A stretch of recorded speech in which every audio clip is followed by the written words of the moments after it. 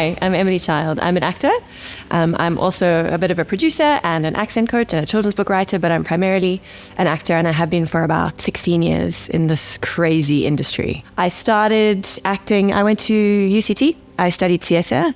I grew up in a documentary filmmaking family, so I was comfortable and luckily supported in the world of film and television.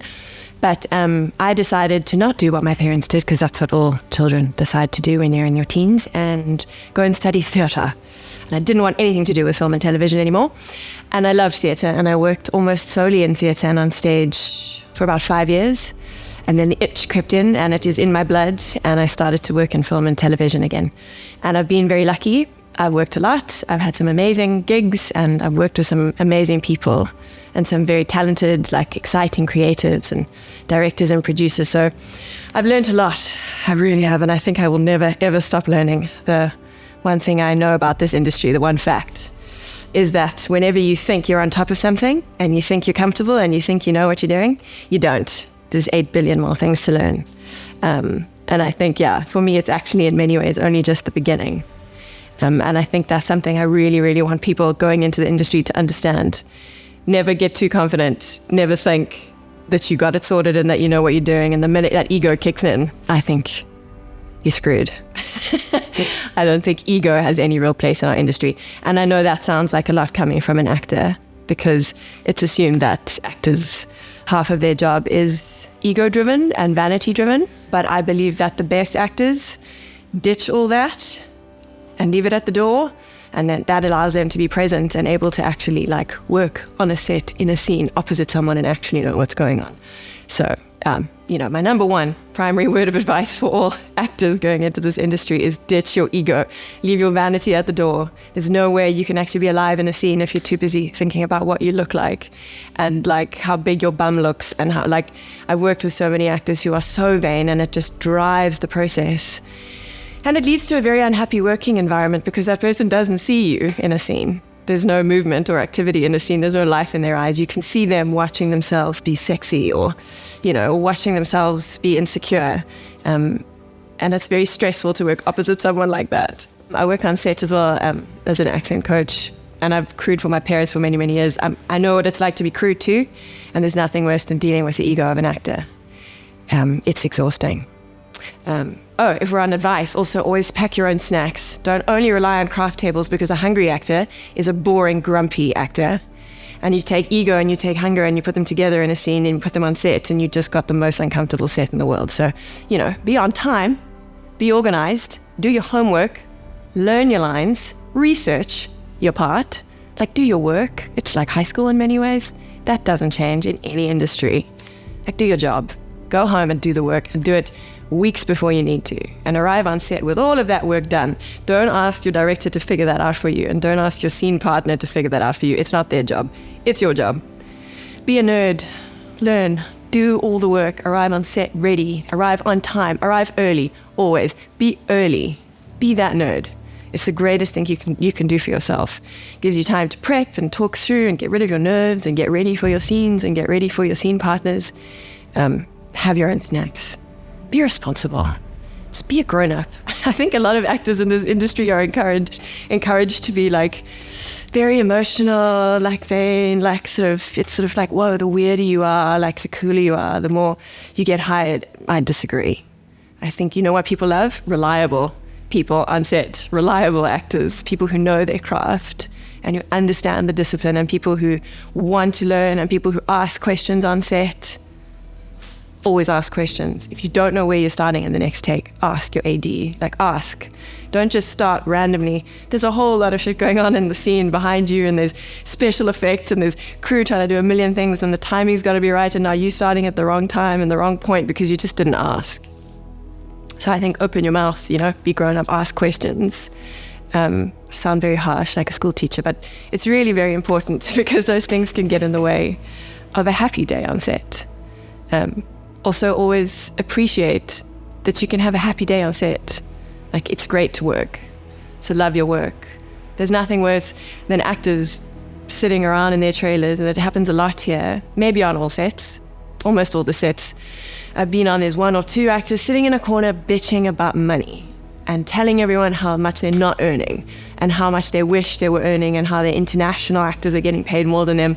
There is that reality here with the Rand. We don't have an official union, but Saga's working very hard. But like, we're not going to be earning what our international counterparts are going to be earning. Have those negotiations. Fight for what you're worth. Fight for your rates. Fight for all of that. Talk to other actors. Offset. Do that before you arrive. Once you're at work and you started your job, those negotiations are over. Nobody wants to hear actors bitch about money. Well, I certainly don't. It's distracting. Nobody can focus.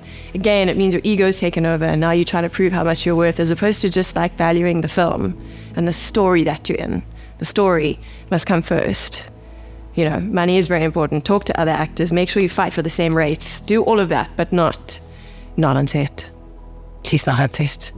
It gets so depressing. And then international actors come and they don't know that we're earning less than them. And then I've been on sets where then there's a go slow. The international people are now striking because they can't believe how little the South African actors are getting in relation to the end. They didn't know, but that's also not their, you know, that it's not the time to have that fight. You've got to allow people to do their jobs. So I would say stay away from all that talk.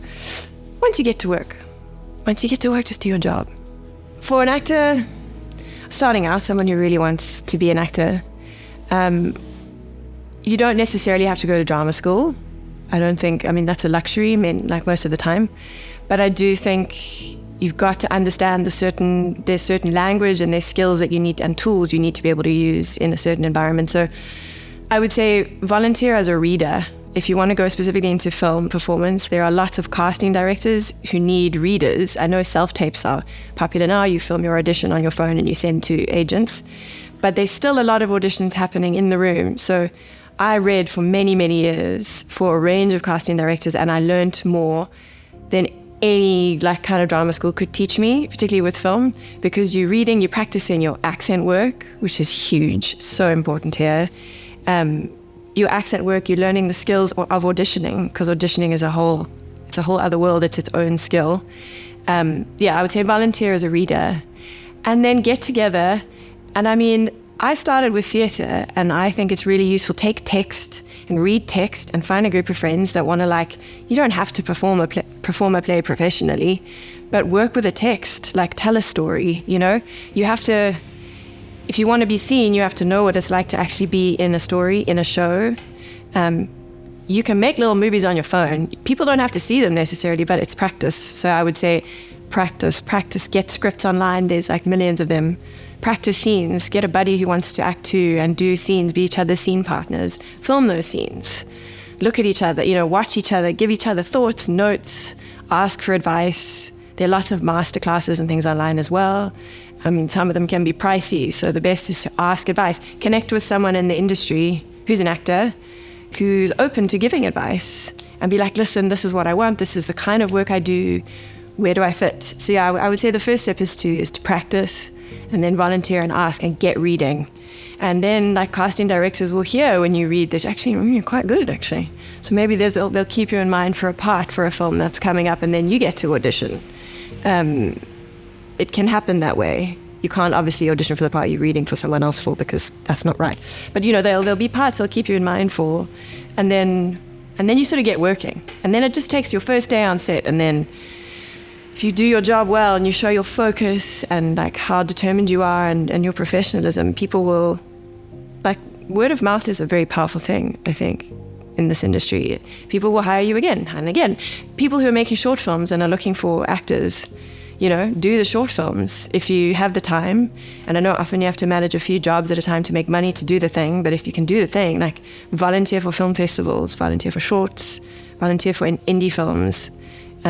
Hopefully they can pay you a little bit along the way, but you just got to get doing. I think it's the only way.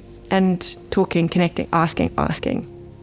Advice is very, very valuable. My foot in the door of the industry was theatre, because I was performing a lot, and casting directors and stuff would come and watch shows, and then there was sort of interest through theatre. So I didn't even primarily just go straight in for film.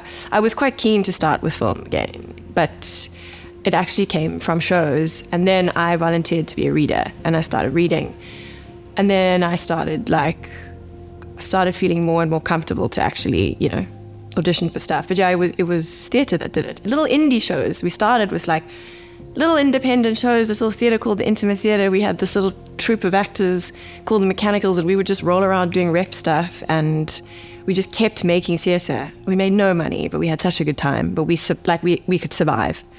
And then casting directors would come, and then I got a few jobs on set, and then I started getting like a few more and slightly bigger jobs, and then work begets work, whatever they say, and you just try and be a decent human about it, and then people will want to sort of work with you again. It can be an obsession, I always joke that South Africans are big binge drinkers, and this industry is like a bit of a binge industry. It's like an all or nothing scenario. Sometimes it's hard, sometimes to balance life, but yes, I wouldn't do this. It's not easy. I wouldn't do this if I didn't love it.